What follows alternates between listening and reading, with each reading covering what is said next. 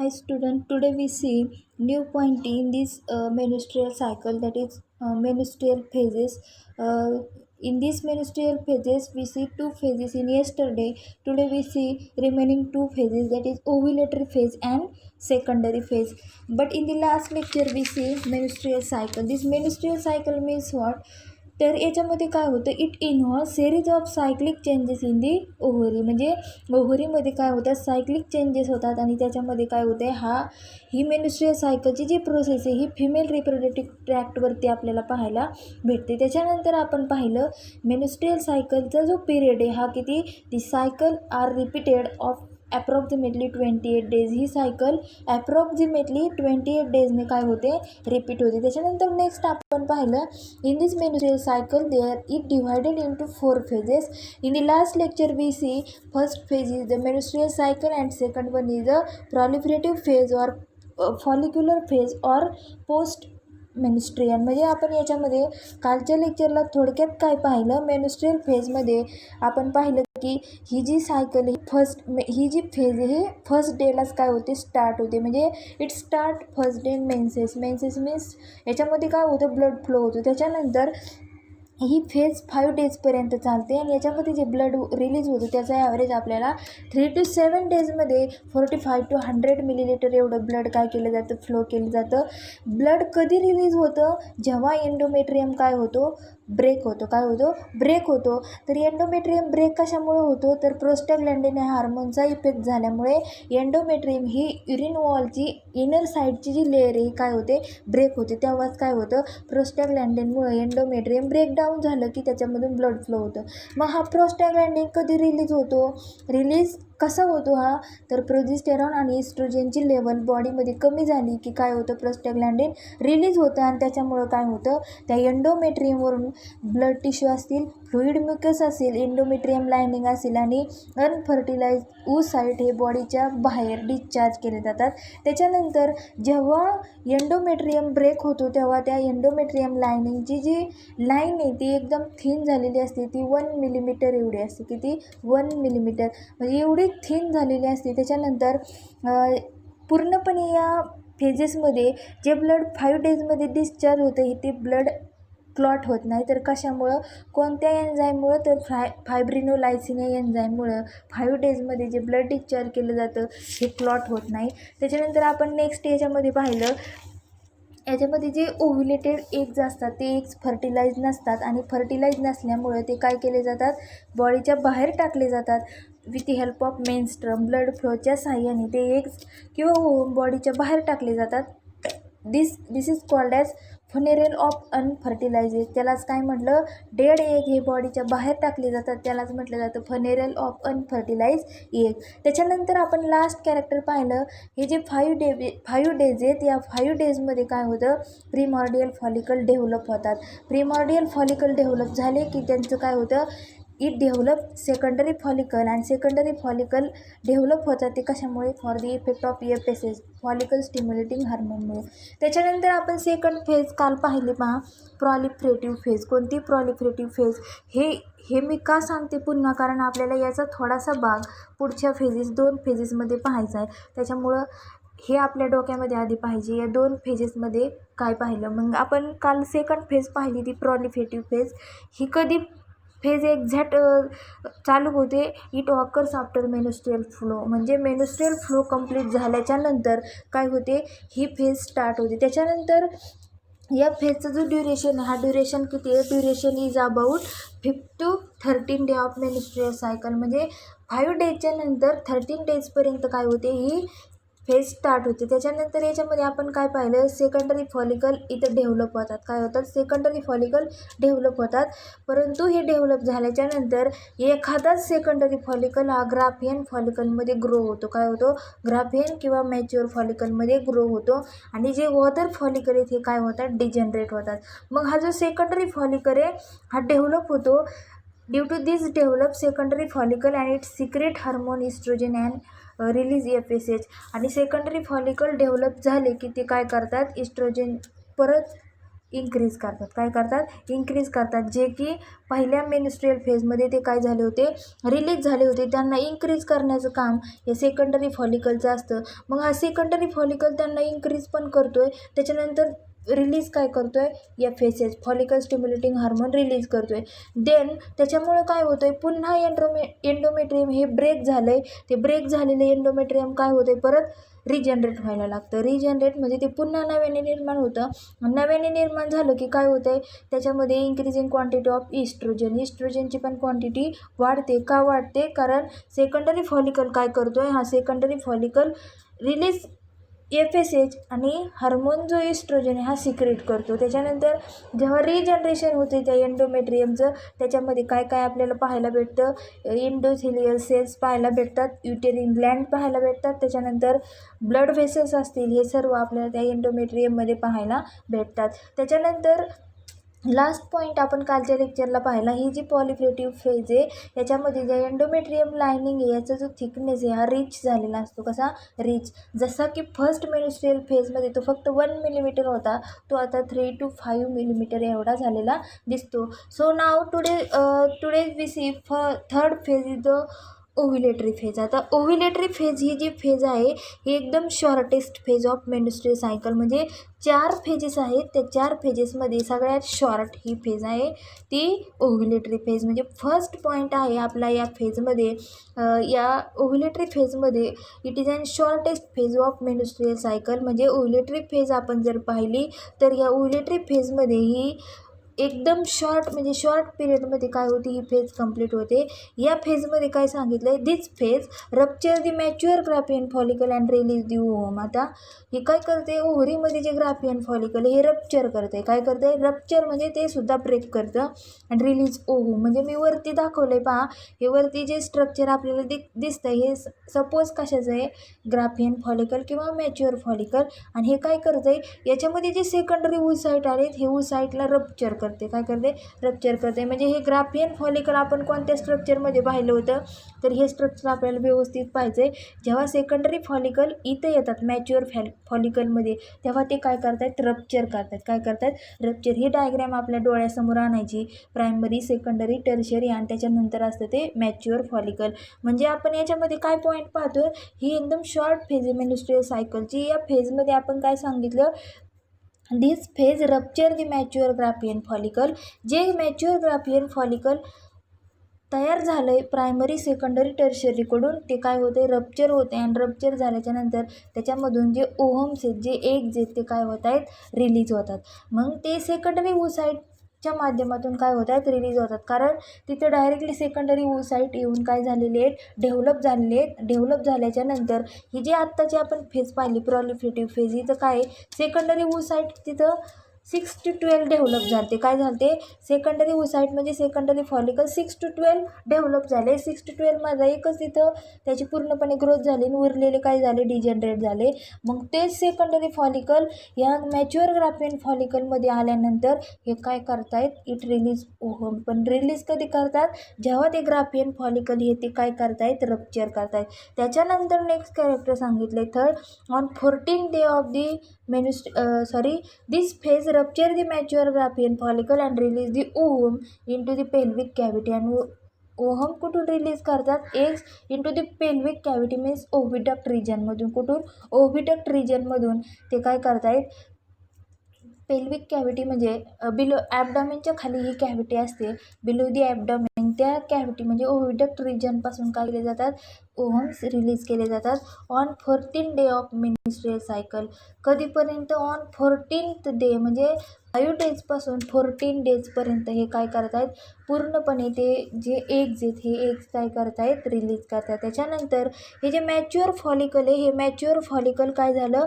Rupture झालं due to secretion of LHS by positive feedback mechanism. आता mature follicle हे ovulatory फेजमध्ये काय होतं आहे? रप्चर होतं आहे. तर कोणाच्या इफेक्टमुळे? कोणत्या हार्मोनमुळे? LH it is an luteinizing hormone. त्याला काय म्हणायचं आहे? Luteinizing hormone. आणि ह्या हार्मोनच्या तो सिक्रेट झाल्यामुळे काय होतं, हे मॅच्युअर फॉलिकल रप्चर होतं आहे by positive feedback mechanism. Positive feedback mechanism म्हणजे काय, ती रायझिंग लेवल ऑफ हार्मोनची लेवल काय होते, इन्क्रीज होते. त्याच्यामुळे हे जे rising level of hormones feedback to increase hormone production, त्यांनी काय होतं आहे, हार्मोन प्रोडक्शन इन्क्रीज होतं. मग हार्मोन प्रोडक्शन इन्क्रीज झालं की काय होतं, मॅच्युअर फॉलिकल रप्चर होतं. मग हे पॉझिटिव्ह फीडबॅक आहे. काय पॉझिटिव्ह, याच्यापासून आपल्याला पॉझिटिव्ह रिझल्ट आला आहे. जेव्हा हार्मोनचं अमाऊंट काय होतं आहे, ते इन्क्रीज होतं आहे. ते इन्क्रीज झालं की काय, लगेच हार्मोन इन्क्रीज झाले की मॅच्युअर फॉलिकल रप्चर होते. काय होते, रप्चर होते. मग ते रप्चर झालं की लगेच दुसरी प्रोसेस होते. ही कशामुळे होते, तर LH कोण, LH it is an luteinizing hormone. Luteinizing hormone ह्या पॉझिटिव्ह फीडबॅकमुळं, याची लेवल इन्क्रीज झाल्यामुळं काय होते, मॅच्युअर फॉलिकल पूर्णपणे रप्चर होतं, ते ब्रस्ट होतं, फुटतं आणि त्याच्यापासून एक काय होतात, बाहेर पडतात. आणि ही जी प्रोसेस आहे, लास्ट कॅरेक्टर याच्यामध्ये सांगितलं आहे, ovulation may be severe pains in lower ॲबडॉमेन.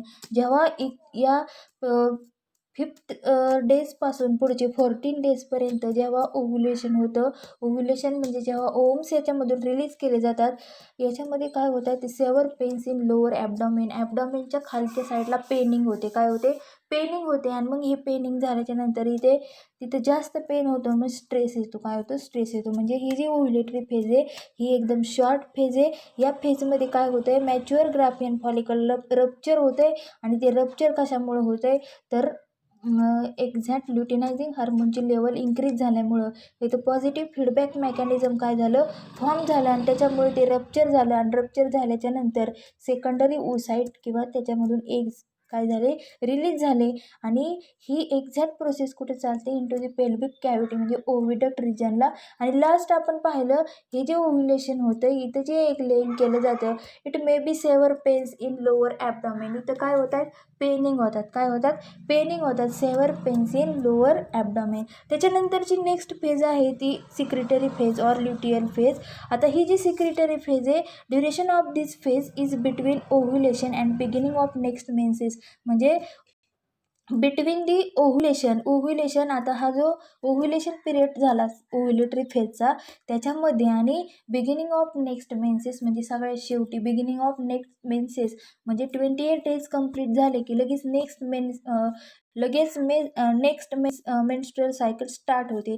त्यांच्यामधला ओव्ह्युलेशन आणि नेक्स्ट ब्लड फ्लो होणारे त्याच्यामधला जो पिरियड आहे तो सिक्रिटरी फेज ऑर ल्युटियल फेजचा असतो. तर ही जी फेज आहे, इट इज एक लॉंगेस्ट फेज. म्हणजे चारही फेजमध्ये ही काय आहे, एक लॉंगेस्ट फेज आहे. म्हणजे आपल्याला एक वन मार्कसाठी क्वेश्चन येऊ शकतो, कोणती फेज लॉंग आहे, कोणती फेज शॉर्ट आहे. शॉर्ट फेज आहे ती ओव्ह्युलेटरी फेज, लॉंग आहे ती सिक्रिटरी फेज. मग ही जी सिक्रिटरी फेज आहे, this phase is the longest phase.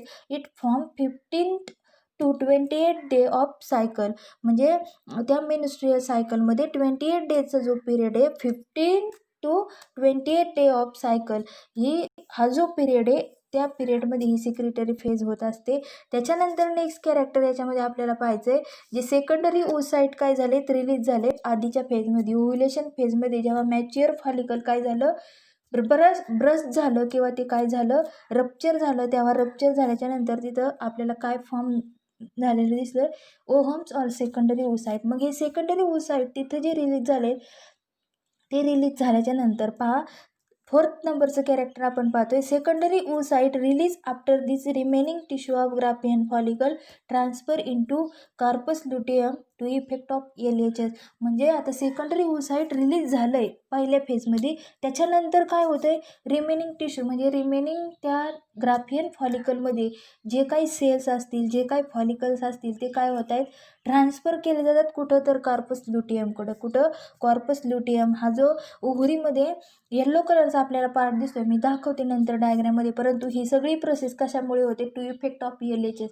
LH म्हणजे ल्युटिनायझिंग हार्मोन हार्मोनच्या इफेक्टमुळे सेकंडरी ओव्हसाइट रिलीज झालंय ग्राफियन फॉलिकलमधून किंवा मॅच्युअर फॉलिकलमधून.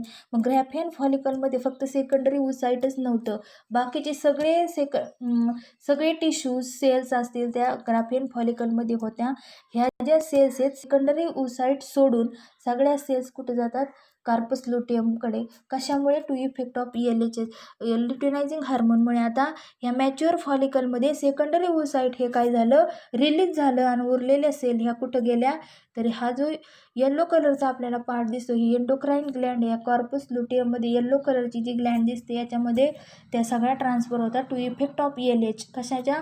ल्युटिनायझिंग हार्मोनच्या इफेक्टमुळे ते इथं ट्रान्सफर गेलं. त्याच्यानंतर नेक्स्ट आपण पाहतोय this corpus luteum begins to secrete progesterone आणि इस्ट्रोजन. कॉर्पस लुटियम काय करतोय, बिगिन्स टू सिक्रेट म्हणजे हा काय करतोय, प्रोजेस्टेरॉन असेल आणि इस्ट्रोजन हार्मोन असतील, हे दोन फिमेल रिप्रोडक्टिव्ह पार्टसाठी हे महत्त्वाचे जे हार्मोन्स आहेत हे सिक्रेट करण्याचं काम या कॉर्पस लुटियमच्या सहाय्याने केलं जातं. मग हा कॉर्पस लुटियम ते दोन हार्मोन्स सिक्रेट करतो. त्याच्यानंतर काय होते पहा, ओव्ह्युलेटेड एग्ज फर्टिलाइज विदिन 24 hours. जे ओव्ह्युलेटेड एग्ज असतात, जे ओव्हरीमधून एग्ज आलेले असतात ते 24 hours, 24 तासातच, एका दिवसातच ते काय होत आहेत, फर्टिलाइज होतात. म्हणजेच फर्टिलाइज विदिन 24 hours. म्हणजे फर्टिलाइज कसे होतात, जेव्हा व्हजायना थ्रू त्याच्यामध्ये स्पर्म एंटर केले जातात आणि स्पर्म एंटर झाल्याच्या नंतर इन द ॲम्पुला रिजन ते काय होत आहेत, फर्टिलाइज होतात. स्पर्म आणि ओव्हम दोघांचं फ्युजन होतं. मग हे फ्युजन 24 hours या सिक्रेटरी फेजमध्ये काय केलं जातं, होत असतं. But absence of fertilization 24 hours जर फर्टिलायझेशन झालंच नाही, but absence of fertilization corpus luteum it survive for only 2 weeks. तो कॉर्पस लुटियम जिवंत म्हणजे लाईव्ह राहतोय तो कुठपर्यंत, फक्त 2 weeksपर्यंतच. 2च आठवडे हा काय राहतोय, सर्वाईव्ह राहतोय आणि degenerate into white scar it called as corpus albicans. म्हणजे आता आपण ही जी डायग्रॅम पाहिली या डायग्रॅममध्ये व्यवस्थित कॅरेक्टर्स समजून घेऊ. This corpus luteum begins to secrete progesterone oestrogen. हा कार्पस लुटियम काय करतोय, प्रोजेस्टेरॉन आणि इस्ट्रोजन हा सिक्रेट करतोय. त्याच्यानंतर आपण पाहिलंय जे ओव्ह्युलेशन प्रोसेसमध्ये जे ओव्हसाइट्स किंवा सेकंडरी ओव्हसाइट फॉर्म झाले हे 24 hours काय होतं, फर्टिलाइज होतात, फर्टिलायझेशन होतं. मग जर फर्टिलायझेशन झालंच नाही, absence of fertilization, this corpus luteum, हा जो कार्पस लुटियम आहे हा काय राहतोय, it survive for only 2 weeks. फक्त 2 weeksच हा काय राहतोय, सर्वाईव्ह लाईव्ह राहतोय and it degenerate into white scar it called as corpus albicans. या व्हाईट स्कार्स म्हणजे ह्या ज्या रेषा दिसतात आपल्या व्हाईट स्कार्स, त्या कॉर्पस अल्बिकन्समध्ये त्याचं कॉर्पस लुटियमचं रूपांतर होतं. कधी रूपांतर होतं, जेव्हा कॉर्पस लुटियममध्ये फर्टिलायझेशन ही प्रोसेस ॲब्सेंट असते. काय असते, ॲब्सेंट म्हणजे इथं फर्टिलायझेशनच होत नाही आणि हा कॉर्पस लुटियम फक्त 2 week काय राहतो, सर्वाईव्ह राहतो, लाईव्ह राहतो आणि त्याच्यानंतर त्याचं रूपांतर कुठं होतं, it degenerate into white scars called as corpus albicans. त्याला काय म्हणायचं आहे, corpus albicans. Then next character in this point that is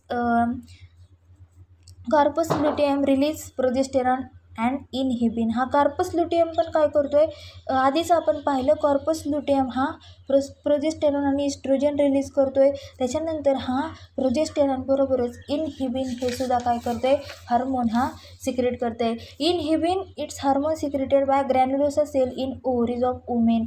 वुमेनच्या ओव्हरीजमधून हे इनहिबिन काय केलं जातं, सिक्रेट केलं जातं. याचं फंक्शन सांगितलं, it inhibit the secretion of follicle stimulating hormone. FSHचं जे सिक्रेशन आहे याचं इनहिबिट करतोय, थांबवतोय बाय दी एंटेरियर पिट्युटरी ग्लँडच्या माध्यमातून. मग आपण कॅरेक्टर काय सांगितलं, हा जो कॉर्पस लुटियम आहे इट रिलीज करतोय, हा प्रोजेस्टेरॉन अँड इनहिबिन. प्रोजेस्टेरॉन आणि इनहिबिन हा रिलीज करतोय.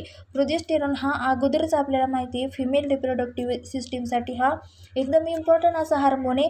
तर inhibin it's hormone secreted by granulosa cells in ovaries of women. आणि याचं फंक्शन आपण काय सांगितलं, it inhibit the secretion of FSH by the anterior pituitary gland. Pituitary gland ब्रेनच्या स्कलच्या तिथं हा पार्ट असतो, म्हणजे exact underneath of the brain and behind the nose, तिथं हा पिट्युटरी ग्लँडचा पार्ट आपल्याला पाहायला भेटतो. आणि हा काय करतोय, inhibit the secretion of FSH. Follicle stimulating हार्मोनचं इनहिबिशन करण्याचं काम या इनहिबिन हार्मोनमुळे केलेलं दिसतं. त्याच्यानंतर नेक्स्ट कॅरेक्टर आहे याच्यामध्ये दिस इफेक्ट ऑफ दिस हार्मोन. हा जो प्रोजेस्टेरॉन इनहिबिन आहे या दोन हार्मोनच्या इफेक्टमुळे काय होतं आहे, एंडोमेट्रियम ग्लँड्स ग्रो. एंडोमेट्रियम ही युरिन वॉलची इनर लेअर ही काय होते, ग्रो होते आणि ग्रो होते तेव्हा it become coiled.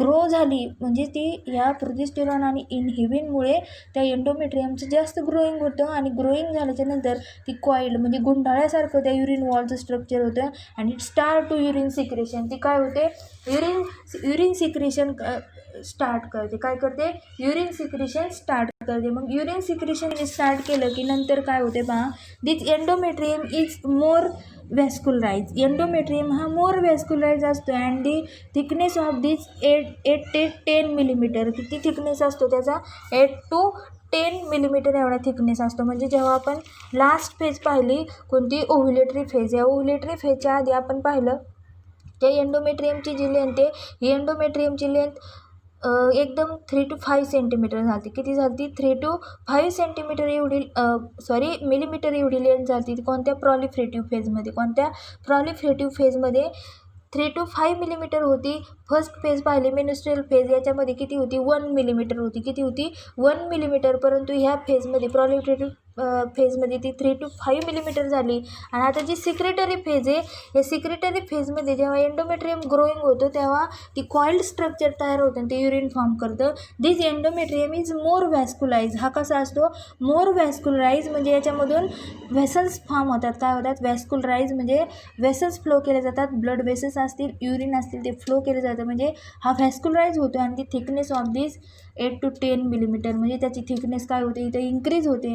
Then inhibin stop to secretion of FSH. इनहिबिन काय करतो, लगेच FSHचं सिक्रेशन स्टॉप करतो. म्हणजे इनहिबिन हे मी मागाशी सांगितलं, हा जो हार्मोन आहे हा ग्रॅन्युलोसर सेल्स ऑफ ओव्हरीज यांच्याकडून काय झालेला असतो, सिक्रेट झालेला असतो. आणि याचं फंक्शन मी काय सांगितलं, हा काय करतोय, जे फॉलिकल स्टिम्युलेटिंग हार्मोन FSH याचं सिक्रेशन थांबवतो. काय करतो, इनहिबिन म्हणजे स्टॉप करतोय. काय करतोय, स्टॉप करतोय by the anterior pituitary gland. कोणाच्या माध्यमातून, anterior pituitary gland. Anterior pituitary gland is located in hollow base of the skull.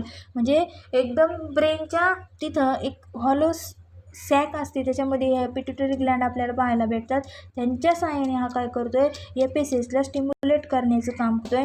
मग एक्झॅक्ट पिट्युटरी ग्लँड कुठं असते, अंडरनीथ ऑफ दी ब्रेन, ब्रेनच्या खाली अँड बिहाइंड दी नोज, नोजच्या पाठीमागं ही ते पिट्युटरी ग्लँड आपल्याला पाहायला भेटते. म्हणजेच this inhibin is stop to secretion of FSH and this changes is necessary for fertilisation and inhibition. म्हणजे हे सगळे चेंजेस, कोणते चेंजेस, एंडोमेट्रियम ग्रो होते, त्याच्यानंतर तिचं जे स्ट्रक्चर आहे त्या वॉलचं हे कॉइल्ड होतं, ती मोर व्हॅस्क्युलाइज होते. त्याच्यानंतर त्याचा थिकनेस वाढतो, तो होतो 8 ते 10 मिलीमीटर. त्याच्यानंतर इनहिबिन ह्या हार्मोनच्या सिक्रेशनमुळे ते काय होत आहे, it stop to secretion of FSH. Follicle stimulating हार्मोनचं जे सिक्रेशन आहे पूर्णपणे स्टॉप करतात. And this changes is necessary for fertilisation and implantation. Fertilisation ही प्रोसेस होण्यासाठी आणि इनप्लांटेशन म्हणजे जो एम्ब्रिओ ग्रो झाला आहे त्या एम्ब्रिओचं पूर्णपणे ग्रोईंग होण्यासाठी, इम्प्लांट होण्यासाठी काय होती, ही सगळी प्रोसेस हेल्पफुल असते. नेक्स्ट आपण पाहू, आधी सांगितलं फर्टिलायझेशन जर झालं नाही तर काय होतं, कॉर्पस ल्युटेयमचं conversion corpus white scars of the corpus अल्बिकन्समध्ये होतं. परंतु आता इथं सांगितलं आहे the ovulated eggs get fertilise. हे जर फर्टिलाइज झाले तर काय होतं आहे, embryos implanted there is secretion of HCG. म्हणजे जर ओव्हुलेटेड एग्स, त्या ओव्हरीमध्ये जी एग झाले हे जर फर्टिलाइज झाले कॉर्पस ल्युटेयममध्ये, तर कॉर्पस ल्युटेयममध्ये हे जर फर्टिलाइज झाले तर काय होतं, पुढची प्रोसेस काय सांगते पहा, कॉर्पस ल्युटेयममध्ये हे जर ओव्हुलेटेड एग फर्टिलाइज झाले तर तो एम्ब्रिओ इनप्लांटेड होतो. काय होतो, इनप्लांटेड म्हणजे त्यांची डेव्हलपमेंट होते, ते ग्रो होतात. आणि there is secretion of HCG म्हणजे human chorionic gonadotropin hormone. Human chorionic gonadotropin hormone त्यांचं सिक्रेशन होतं. This HCG extend in the corpus luteum. सगळ्या कॉर्पस ल्युटियममध्ये याचं काय होतं, सिक्रेशन होतो. हा सगळ्या कॉर्पस ल्युटियमपर्यंत विस्तार होतो याचा. This HCG extend in corpus luteum and stimulate the secretory activity. आणि जास्तीत जास्त सिक्रेशन होण्यासाठी ते काय करतात, चालना मिळते, त्यांना स्टिम्युलेट होतात, सिक्रेटरी ॲक्टिव्हिटी त्यांची वाढते. The presence of HCG in maternal blood and urine it is an indicator of pregnancy. म्हणजे हा जो HCG human chorionic gonadotropin hormone आहे, हा काय जर प्रेझेन्स असेल तर काय होतं, मॅटर्नल ब्लड आणि urine it is an indicator of pregnancy. म्हणजे हे प्रेग्नेन्सीचे कॉन्स्टिट्युएंट आहेत. म्हणजे जर काय झालं, HCG जर त्या कॉर्पस ल्युटियममध्ये सिक्रेट झाला तर काय होतं आहे, मॅटर्नल ब्लड फॉर्म होतं आहे आणि युरिन. मॅटर्नल ब्लड म्हणजे रिलेटेड टू मदर, ह्या मदरशी रिलेटेड असतं. इट कंटेन, याच्यामध्ये काय असतात, adult haemoglobin compose of 2 alpha and 2 beta sub units. म्हणजे एक्झॅक्ट हे मदरचं ब्लड असतं म्हणून त्याला मॅटर्नल ब्लड म्हटलं जातं. आणि ही जी प्रोसेस आहे ह्या टेस्टची, ह्या ब्लड टेस्टची जी प्रोसेस आहे ही कधी होते, normally done early in pregnancy. प्रेग्नेन्सीच्या अगोदरची ही प्रोसेस आहे.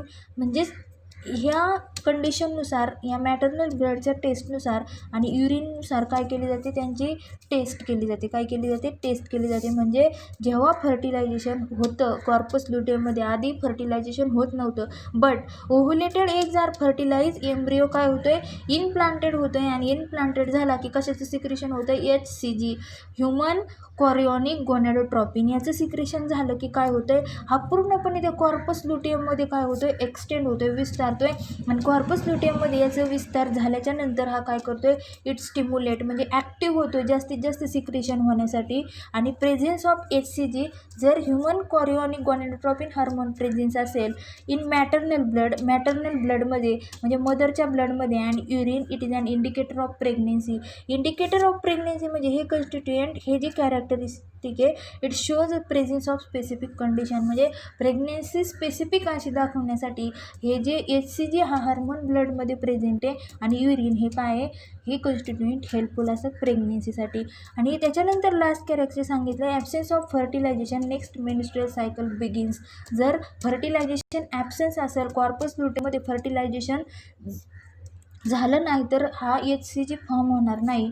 आणि HCG फॉर्म झाला नाही तर मग काय नाही होणार, पुढची प्रोसेस होणारच नाही. ते डायरेक्ट कुठे जातील, कॉर्पस अल्बिकन्सकडे जातील आणि नेक्स्ट मेन्स्ट्रुअल सायकल बिगिन्स होईल. म्हणजे मेन्स्ट्रुअल सायकल्स बिगिन्स होईल, प्रेग्नेन्सी विल नॉट हॅपन. म्हणजे तिथं प्रेग्नेन्सी तयार होणार नाही जर फर्टिलायझेशन ॲब्सेंट असेल. म्हणजेच आपण या फेजमध्ये काय पाहिलं, ही सिक्रेटरी फेज किंवा ही जी ल्युटियल फेज आहे, it is an last phase of menstrual cycle. याचा फेज आहे हा, या फेजचा जो ड्युरेशन आहे हा कधी असतो, कधी असतो, एक्झॅक्ट बिगिनिंग ऑफ,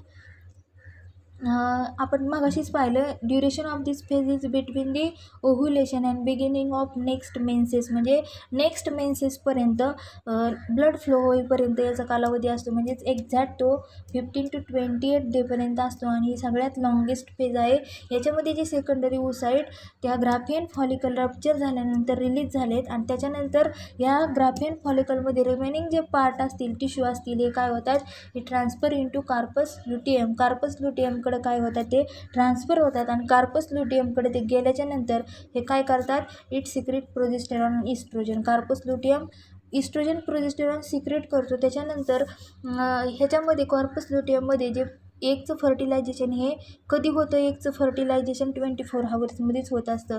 परंतु जर कॉर्पस ल्युटियममध्ये फर्टिलायझेशन झालं नाही तर हा सर्वाईव्ह फक्त 2 वीक्स राहतो. त्याच्यानंतर हा काय होतो, डिजनरेट होतो. आणि डिजनरेट कशामध्ये होतो, white scar of the corpus albicans. त्याच्यानंतर आपण पाहिलं, हा कॉर्पस ल्युटियम प्रोजेस्टेरॉन इस्ट्रोजन काय करतो, रिलीज करतो. त्याच्याचबरोबर हा इनहिबिनसुद्धा काय करतो, रिलीज करतो. आणि ह्या इनहिबिन ह्या जो हार्मोन आहे, हा प्रोजेस्टेरॉन, या दोन्हींच्या इफेक्टमुळे काय करतो, दिस हार्मोन कशात, त्या हार्मोनचा इफेक्ट काय होतो, तर एंडोमेट्रियम ग्लँड्स ग्रो होतात.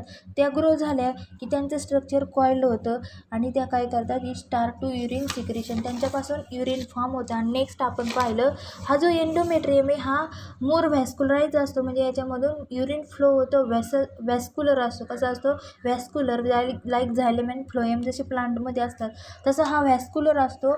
इथं फ्लो चालतात, ब्लड फ्लो असतील, युरिन फ्लो असेल. त्याच्यानंतर दी थिकनेस त्याची थिकनेस ती काय होते, इन्क्रीज होते, ती 10 मिलीमीटर एवढी होते. आणि जो इनहिबिन आहे, हा इनहिबिन काय करतो आहे, it stop to secretion of FSH. म्हणजे इनहिबिन हा पिट्युटरी ग्लँडमध्ये आपल्याला पाहायला भेटतो, बिहाइंड दी नोज. तिथंही एकदम स्कलमध्ये हा इनहिबिन हा हार्मोन्स प्रेझेंट असतो आणि हा काय करतो आहे, FSHचं सिक्रेशन स्टॉप करतो आहे, फॉलिकल स्टिम्युलेटिंग हार्मोनचं. त्याच्यानंतर हे जेव्हा स्टॉप करतं आहे, हे सगळे चेंजेस आहेत. म्हणजे एंडोमेट्रियमची साईज ग्रो होते, ते व्हॅस्क्युलाराइज असतात, त्याच्यानंतर त्याची थिकनेस वाढते. इनहिबिन त्याच्यामध्ये आल्यानंतर त्याचं FSHचं सिक्रेशन ते स्टॉप करतात. ही सगळी प्रोसेस कशासाठी हेल्पफुल आहे, नेसेसरी फॉर फर्टिलायझेशन अँड इनप्लांटेशन. म्हणजे जेव्हा फर्टिलायझेशन होत नव्हतं तेव्हा ही प्रोसेस नव्हतीच, परंतु ही जेव्हा प्रोसेस झाली, एंडोमेट्रियम ग्रो झाला, ही नेसेसरी कशासाठी, फर्टिलायझेशन होण्यासाठी आणि इनप्लांटेशन पुन्हा त्याचं ग्रोईंग होण्यासाठी. हे जी प्रोसेस आहे, ही प्रोसेस हेल्पफुल असते. त्याच्यानंतर आपण पाहिलं, देन ओव्ह्युलेटेड एग्स हे काय होतात, फर्टिलाइज होतात. फर्टिलाइज झाले की एम्ब्रियो इनप्लांट होतो. फर्टिलायझेशन होऊन जो झायगोट तयार होतो, झायगोटनंतर एम्ब्रियो फॉर्म होतो आणि हे एम्ब्रियो इनप्लांटेड होतो, याची डेव्हलपमेंट होते. आणि ही डेव्हलपमेंट झाल्याच्यानंतर सिक्रेट काय होतो, कोणता हार्मोन, तर HCG, human chorionic gonadotropin hormone. आणि हा जो HCG हा HCG काय होतो आहे, it extend into corpus luteum. Corpus ल्युटियममध्ये सगळीकडे हा पसरतो and it stimulate secretory activity. आणि ॲक्टिव्ह होतो कशासाठी, जास्तीत जास्त हार्मोन सिक्रेशन करण्यासाठी. आणि जेव्हा मॅटर्नल ब्लडमध्ये म्हणजे मदरच्या ब्लडमध्ये काय असतात, HCG हा प्रेझेंट असतो, तर काय होतं आहे त्याच्यापासून. आणि urine, it is an indicator of pregnancy. म्हणजे स्पेसिफिक कंडिशन प्रेग्नेन्सीसाठी हे इंडिकेटर आहेत, स्पेसिफिक असे इम्पॉर्टंट कॉन्स्टिट्युएंट हे प्रेग्नेन्सीसाठी असतात. आणि जर absence of fertilization next menstrual cycle begins. म्हणजे कॉर्पस ल्युटियममध्ये फर्टिलायझेशन जर झालं नाही तर कॉर्पस अल्बिकन्समध्ये त्याचं रूपांतर होऊन लगेच नेक्स्ट मेन्स्ट्रुअल सायकल स्टार्ट होते. This all are the phases of the menstrual cycle. So today we see two phases in this menstrual cycle, that is ovulatory phase and secretory phase. Then remaining part we see tomorrow. Today we stop here.